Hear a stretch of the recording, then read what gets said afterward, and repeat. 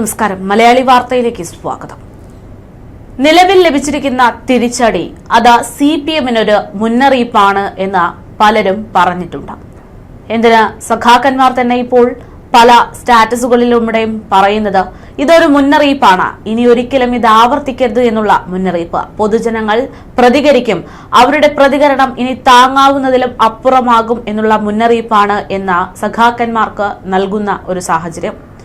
ആ ഒരു മുന്നറിയിപ്പിനെ അവഗണിച്ചുകൊണ്ട് ഇനി മുന്നോട്ടു പോകരുത് എന്ന് പറയുമ്പോഴും നിലവിൽ ഇതുവരെ യാതൊരു തന്നെ പ്രതിസന്ധികളും CPM-നെ സംബന്ധിച്ചിട്ടുണ്ടായിട്ടുള്ള കമ്മ്യൂണിസം അതിന്റെ പ്രത്യയശാസ്ത്രത്തിൽ അന്നും ഇന്നും നിലയുറച്ച് വിശ്വസിക്കുന്നു എന്നാണ് മറുവിഭാഗം പറയുന്നത്. നമുക്കറിയാം, തിരുവനന്തപുരം കോർപ്പറേഷൻ ഇപ്പോൾ BJP-യുടെ കൈക്കലേക്ക് എത്തിക്കഴിഞ്ഞിരിക്കുകയാണ്. ഇതുവരെ കേരളത്തിലെ ഒരു കോർപ്പറേഷൻ പോലും സ്വന്തമാക്കാൻ കഴിയാത്ത BJP-ക്ക് തദ്ദേശ തിരഞ്ഞെടുപ്പിൽ തിരുവനന്തപുരം തന്നെ കൈക്കലാക്കാൻ സാധിച്ചു എന്ന് പറയുമ്പോൾ, CPM-ന്റെ കോട്ടയായിട്ടുള്ള തിരുവനന്തപുരം കോർപ്പറേഷൻ കൈക്കലാക്കാൻ സാധിച്ചു എന്ന് പറയുമ്പോൾ അത് വലിയ രാഷ്ട്രീയ മാറ്റത്തിലേക്കാണ്, രാഷ്ട്രീയ മാനങ്ങളിലേക്കാണ് വിരൽ ചൂണ്ടുന്നത്. ആ ഒരു സാഹചര്യത്തിൽ ഇനി എന്താകും എന്നുള്ള കാത്തിരിപ്പിലാണ് ജനങ്ങൾ. തിരുവനന്തപുരം മേയറായിട്ട് ഉണ്ടായിരുന്ന മേയർ ആര്യ രാജേന്ദ്രൻ, അവരുടെ ധാർഷ്ട്യം, അഹങ്കാരം, ഇതെല്ലാം വലിയ രീതിയിൽ വിവാദ വിമർശനങ്ങളൊക്കെ ആകുന്ന സാഹചര്യങ്ങൾ പലപ്പോഴും ഉണ്ടായിട്ടുണ്ട്.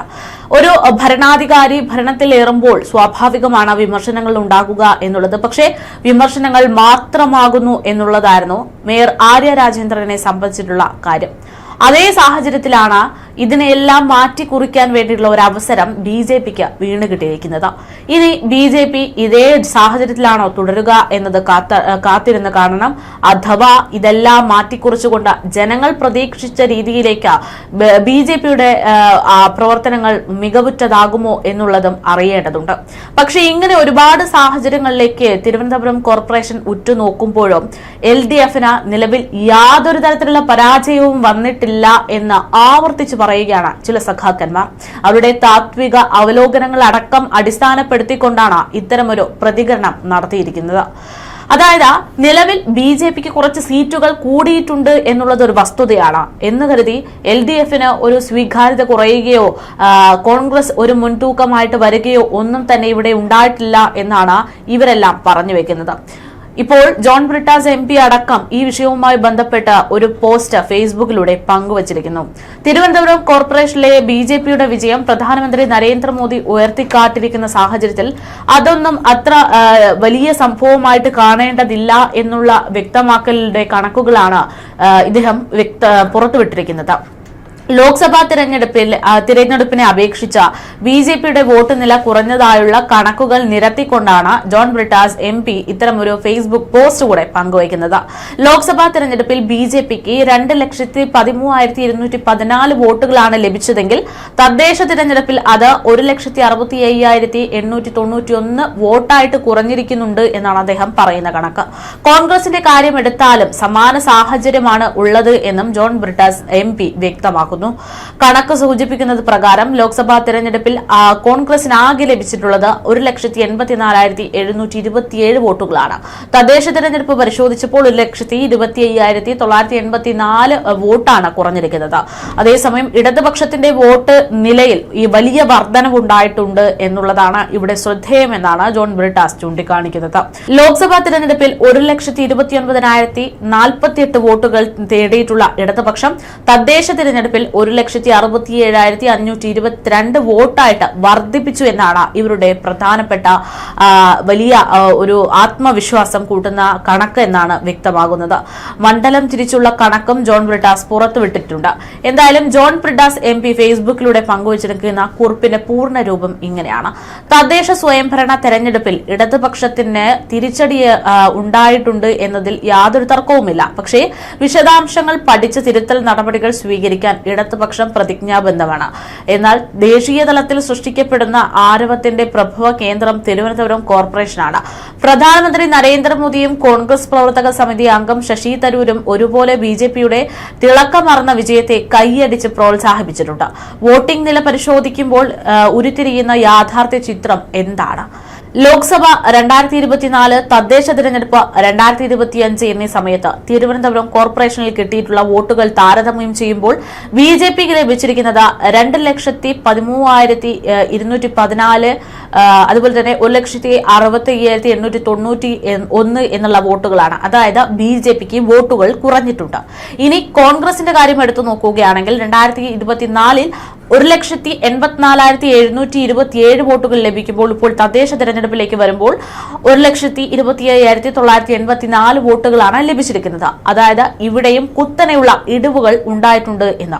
ഇനി ഇടതുപക്ഷത്തിന്റെ കാര്യം എടുത്തു നോക്കുകയാണെങ്കിൽ വലിയ വർധനവാണ് ഉണ്ടായിരിക്കുന്നത്. അതായത് 2024 ലഭിച്ചിരിക്കുന്ന വോട്ട് എന്ന് പറയുന്നത് 1,29,048 വോട്ടുകളാണെങ്കിൽ ഇപ്പോൾ ലഭിച്ചിരിക്കുന്നത് 1,67,522 വോട്ടുകളാണെന്നും ഇത് വോട്ട് വർധനവാണ് വ്യക്തമാക്കുന്നത് എന്നുമാണ് അദ്ദേഹം ചൂണ്ടിക്കാണിക്കുന്നത്. എന്തായാലും ഉള്ളടക്കവും യാഥാർത്ഥ്യവുമല്ല പ്രതീതിയാണ് പ്രസക്തം എന്ന കാലത്തിൽ നമ്മൾ ജീവിക്കുന്നു എന്നൊക്കെ പറഞ്ഞുകൊണ്ട് അദ്ദേഹം ആ കുറിപ്പ് അവസാനിപ്പിക്കുകയാണ്. എന്തായാലും ഇതിലൂടെ വ്യക്തമാക്കുന്നത് അല്ലെങ്കിൽ ഇതിലൂടെ വ്യക്തമാക്കാൻ സഖാക്കന്മാർ ശ്രമിക്കുന്നത് വലിയ തിരിച്ചടിയൊന്നും ഇവിടെ CPM-ന് LDF-ന് കമ്മ്യൂണിസത്തിന് ലഭിച്ചിട്ടില്ല എന്നുള്ള കാര്യം തന്നെയാണ്. എന്തായാലും ഇത് ഇങ്ങനെ തന്നെയാണോ എന്നുള്ള കാര്യങ്ങൾ ചോദിക്കുമ്പോൾ, അതായത് LDF-ന് സ്വീകാര്യത കുറഞ്ഞിട്ടുണ്ടോ, തിരിച്ചടികൾ വന്നിട്ടുണ്ടോ എന്നുള്ള കാര്യങ്ങൾ പൊതുജനങ്ങളോട് ചോദിക്കുമ്പോഴാണ് കാര്യങ്ങളുടെ ഒരു വ്യക്തത മനസ്സിലാക്കുക. കാരണം കഴിഞ്ഞ ദിവസം തന്നെ നമ്മൾ തിരുവനന്തപുരം നഗരസഭയുമായി ബന്ധപ്പെട്ട് തിരുവനന്തപുരം കോർപ്പറേഷനുമായി ബന്ധപ്പെട്ടുള്ള വിഷയവുമായി ബന്ധപ്പെട്ട പൊതുജനങ്ങളിലേക്ക് ഇറങ്ങിച്ചെന്നപ്പോൾ അവിടെ വലിയൊരു ഏറ്റുമുട്ടൽ തന്നെ ഉണ്ടാകുന്ന സാഹചര്യമായിരുന്നു. അതായത് ഒരു ഭാഗത്ത് CPM നേതാക്കന്മാരെ കുറിച്ച് വാതോരാതെ സംസാരിക്കുന്ന ആളുകളെ വലിയ രീതിയിലാണ് പൊതുജനങ്ങൾ തന്നെ വിമർശിക്കുന്നത് എന്നുള്ളതാണ്. ഈ വാ കൊണ്ട് കാണിക്കുന്ന വികസനമല്ലാതെ ഇവിടുത്തെ ജനങ്ങൾക്ക് ഉപയോഗപ്രദമാകുന്ന എന്താണ് ചെയ്തു തന്നിരിക്കുന്നത്?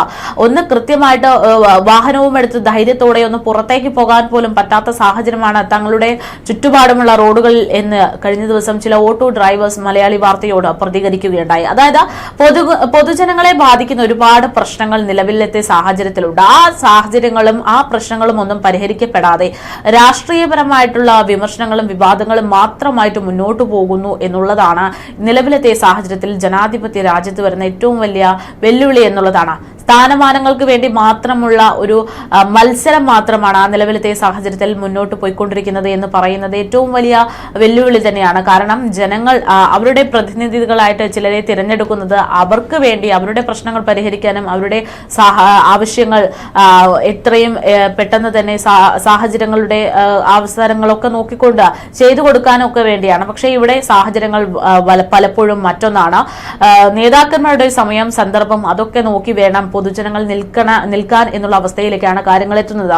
കഴിഞ്ഞ ദിവസം കോർപ്പറേഷനും അടക്കം LDF-ന് നഷ്ടപ്പെട്ടു എന്നുള്ള തെരഞ്ഞെടുപ്പ് ഫലം പുറത്തു വന്നപ്പോൾ ഒരു CPM നേതാവ് തന്നെ പറയുകയാണ്, തങ്ങൾ പെൻഷൻ വർദ്ധിപ്പിച്ചിട്ട് തങ്ങളുടെ പെൻഷൻ വാങ്ങിയിട്ട് തങ്ങൾക്ക് ഒരു വോട്ട് നൽകാതെ തങ്ങളെ ചതിച്ചു, അതായത് നന്ദി കാണിച്ചില്ല പൊതുജനങ്ങൾ എന്നുള്ള തരത്തിലുള്ള പരാമർശം. ഇത്തരം പരാമർശങ്ങൾ വ്യക്തമാക്കുന്നത് എന്താണ്? ജനങ്ങൾ അടിമകളായി നിൽക്കണം എന്നുള്ള ഒരു പ്രത്യയശാസ്ത്രത്തിലൂടെയാണ് ഇവിടുത്തെ ഇടത് സർക്കാർ പോയിക്കൊണ്ടിരിക്കുന്നത് എന്നുള്ളതാണ്. ആ ഒരു ബോധ്യം, ആ ഒരു ചിന്താഗതി മാറ്റിയാൽ മാത്രമേ ഇനിയെങ്കിലും ഇവിടുത്തെ ഇടത് സർക്കാരിന്, ഇടത് നേതാക്കന്മാർക്ക് ഒരു സ്വീകാര്യത ലഭിക്കൂ എന്നുള്ള കാര്യത്തിൽ ഇപ്പോഴും ഒരു വ്യക്തത അവർക്ക് വന്നിട്ടില്ല. എന്തായാലും പൊതുജനങ്ങൾ അവരുടെ വോട്ടിലൂടെ അവർ മറുപടി പറയാൻ തുടങ്ങിയിട്ടുണ്ട്.